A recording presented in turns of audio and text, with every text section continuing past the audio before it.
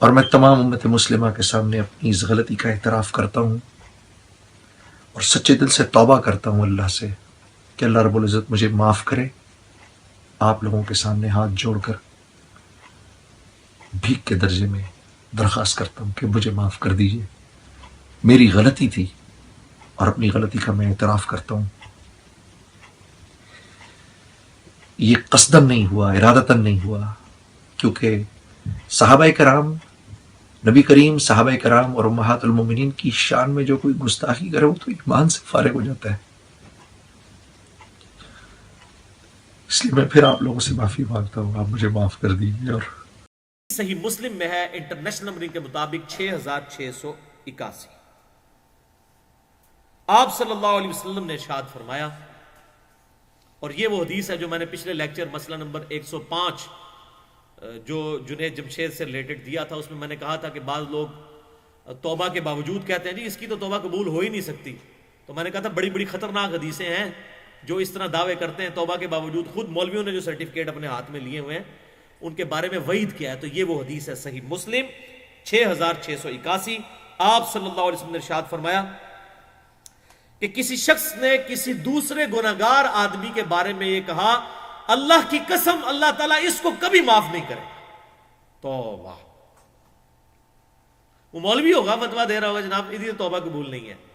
سیدہ عائشہ صدیقہ رضی اللہ تعالی عنہ کی شان میں گستاخی کسی بھی مسلمان کے لیے صدمے سے کم نہیں، اور شاید معافی ممکن بھی تھا اگر بات وہیں تک رہتی، مگر چھینٹے نبی کے دامن تک پہنچے ہیں.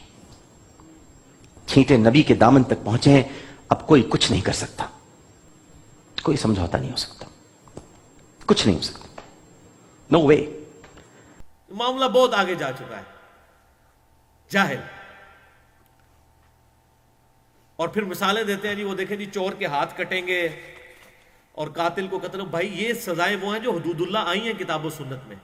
آپ ذرا بتائیں کہ اگر کوئی کسی صحابی کی گستاخی کر لے تو اس کی ذرا حدود اللہ کتاب و سنت میں کیا سزا آئی ہے؟ کوئی پیش کریں، کوئی ضعیف روایتی پیش کرتے. کوئی بھی نہیں ہے ان کے پاس. مولویوں نے خود سرٹیفکیٹ لیا ہوا ہے اور شریعت کے اندر دخل اندازی. صرف توبہ ہی کافی. ہاں کوئی فساد فی الارض کرنے والا آدھی مجرم ہو اس کا معاملہ بالکل ڈیفرنٹ ہے. آدھی مجرم کبھی کبھار کسی سے لغزش ہو جائے توبہ کر لے. اور شرک اللہ کی گستاخی ہے، اور سورۃ الفرقان آیت نمبر 70 میں ہے جو شرک سے بھی توبہ کر لے اللہ تعالیٰ اس کے گناہوں کو بھی نیکیوں سے بدل دے گا. ٹھیک ہے، اس سے بڑی گستاخی کیا ہو سکتی ہے؟ جس کے بارے میں سورہ مریم میں آیا قریب ہے آسمان پھٹ پڑے، زمین شک ہو جائے اور پہاڑ ریزہ ریزہ ہو جائے، ان دعوا للرحمن ولدا، کہ یہ رحمان کے لیے بیٹا تجویز کرتے ہیں. اتنی بڑی گالی اللہ کو دیتے ہیں. قریب ہے آسمان پھٹ پڑے، زمین جو ہے وہ شک ہو جائے اور پہاڑ ریزہ ریزہ ہو جائے. اگر ان کے احساسات ہوں زمین و آسمان کے کہ یہ کتنا بڑا جرم ہے شرک بھی معاف ہو جائے تو کسی پیغمبر کی گستاخی یا کسی صحابی کی گستاخی یا کسی بزرگ کی گستاخی وہ معاف نہیں ہوگی.